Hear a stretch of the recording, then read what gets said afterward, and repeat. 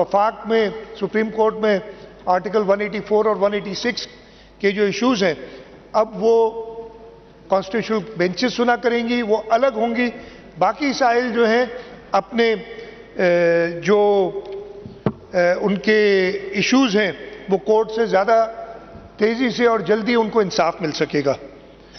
اس میں جو بہترین بات ہوئی ہے، جو میرا خیال ہے سب ریئلائز کرتے ہیں، شاید کہتے نہیں ہیں کچھ دوست، کہ بلاول بھٹو زرداری صاحب نے یہ عزم کیا تھا، یہ عہدہ کیا تھا کہ جیسے شہید ذوالفقار علی بھٹو نے متفقہ طور پہ 1973 کا آئین منظور کیا تھا، جیسے آصف علی زرداری صاحب کی قیادت میں 18ویں ترمیم جو کہ 73 کے کانسٹیٹیوشن کو آمروں نے اس کی شکل بگاڑ دی تھی، اس کو واپس اس شکل میں لانے کے لیے جو شہید ذوالفقار علی بھٹو نے ہمیں دیا تھا،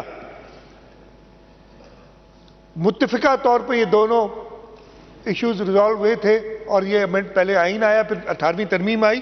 یہ بھی میں یہ کلیم کرتا ہوں، اور اگر کوئی نہیں مانتا تو اس کی مرضی ہے، کہ متفقہ امینڈمنٹ منظور ہوئی ہے. بلاول صاحب نے پہلے دن سے کہا، اور یہ ہوا کیا، انہوں نے پہلے پاکستان مسلم لیگ نواز کو قائل کیا، اس لیے کہ جو فائنل ڈرافٹ ہے وہ وہی ڈرافٹ ہے جو چیئرمین بلاول بھٹو زرداری صاحب نے بنایا تھا. انہوں نے مولانا فضل الرحمان کو قائل کیا، ان کی جماعت سے بات کی، انہوں نے ایگری کیا، اور ریکارڈ پہ موجود ہے کہ پاکستان تحریک انصاف کے جو صدر ہیں بیرسٹر گوہر، انہوں نے بھی پبلک میں کہا کہ جی ہم نے کنسنسس ڈیولپ کر لیا ہے. لیکن پھر ایک شخص ہے جو شاید انصاف پہ بلیو نہیں کرتا، جو اپنے 90 یا 80 یا جتنے بھی ممبران ہیں ان کو منع کر دیا، جبکہ وہ چاہ رہے تھے. جب ان کا لیڈر جو پارٹی کا صدر ہے وہ کہتا ہے کہ جی ہم نے کنسنسس ڈیولپ کر لیا، مولانا فضل الرحمان صاحب والے جو تھا امینڈمنٹ اس پہ، اور وہ وہی امینڈمنٹ تھی جو بلاول بھٹو زرداری صاحب اور مولانا فضل الرحمان صاحب نے ساتھ مل کے بنائی تھی، تو پھر تو یہ متفقہ ہوا.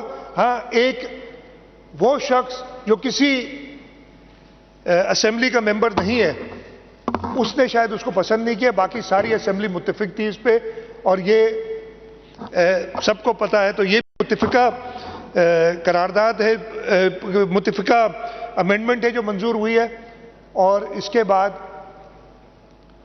انشاءاللہ تعالی جو پرابلمز جوڈیشری کے اندر لوگ فیس کر رہے تھے، جو ایک جوڈیشل اوور ریچ، اور یہ میرے لفظ نہیں ہے، یہ اپنے سپریم کورٹ کے ججز کی ججمنٹس ہیں کہ ہمارے یہاں جوڈیشل اوور ریچ ہو گئی ہے.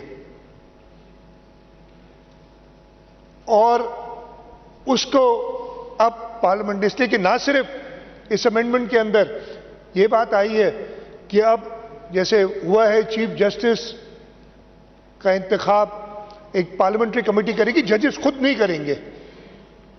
یہ عجیب ہی بات تھی کہ جی ججز خود ہی بیٹھ کے ڈیسائیڈ کرتے تھے کہ چیف جسٹس کون ہوگا یا ججز کون ہوں گے. اب پارلیمنٹری کمیٹی چیف جسٹس کا، اور وہ ہو گیا ہے جسٹس یحییٰ آفریدی صاحب انشاءاللہ تعالی 26 اکتوبر 2024 سے چیف جسٹس آف پاکستان ہوں گے. اس کے ساتھ ساتھ جوڈیشل کمیشن آف پاکستان، اس کے اندر پارلیمنٹ کے ممبران ہوں گے، 4 ہوں گے، 2 ہوں گے حکومت کی طرف سے، 2 ہوں گے اپوزیشن کے، برابری ادھر بھی دی ہے. اور اب وہ فیصلے جو ہوں گے، اس لیے کہ میں خود judicial commission of Pakistan as law minister میں نے 3 میٹنگز اٹینڈ کی ہیں. ضیاء الانجار صاحب نے بھی کافی میٹنگز اٹینڈ کی ہیں ان کی. اور ادھر جو ماحول ہوتا تھا نا ججز کے درمیان، اب وہ میرا خیال مناسب نہیں ہے اس وقت بتانا کہ کیا بات ہوتی تھی، لیکن اب سینٹی آئے گی ادھر، اس لیے کہ جو لوگوں کو جواب دہ ہیں وہ اس کمیٹی میں بیٹھا کریں گے. اب اس وجہ سے سینٹی آئے گی کہ ہمیں لوگوں کو جواب دینا ہے آگے جا کے. اس کے ساتھ ساتھ اس امینڈمنٹ کے اندر جو ایک اور بات ہوئی اور مجھے سمجھ نہیں آئی تھی, میں تھوڑا لیٹ آیا, میں نے اس لیے پوچھا لاء منسٹر صاحب سے کہ آپ کیوں جواب دے رہے ہیں. نجمی عالم بیٹھے نا, میں نجمی کو اور احسان مزاری پتہ نہیں ہے کہ نہیں ہے ادھر آج. اب ایڈوائزرز جیسے قومی اسمبلی میں ہوتا ہے, ایڈوائزرز بیٹھتے ہیں, پارٹیسپیٹ کر سکتے ہیں. اب وہ امینڈمنٹ ہوئی ہے, مجھے نہیں پتا کہ نجمی نے آج کیوں سوالات کے جواب, آج تیار نہیں ہوں گے, شاید نئے آئے. لیکن مجھے یہ پتا چلا ہے کہ شاید اسمبلی سیکریٹریٹ سے کہا گیا ہے کہ وہ جواب نہیں دے سکتے. یہ میرا خیال ہے اس نے آئین نہیں پڑھا جس نے یہ بات کہی ہے, اس نے ہمارے رولز آف پروسیجر نہیں پڑھے. ان رولز آف پروسیجر میں بھی لکھا ہے جو کوشچن کے جواب کون دے گا, کہ question shall be answered by the minister اور دا پارلیمنٹری سیکریٹری کنسرنڈ.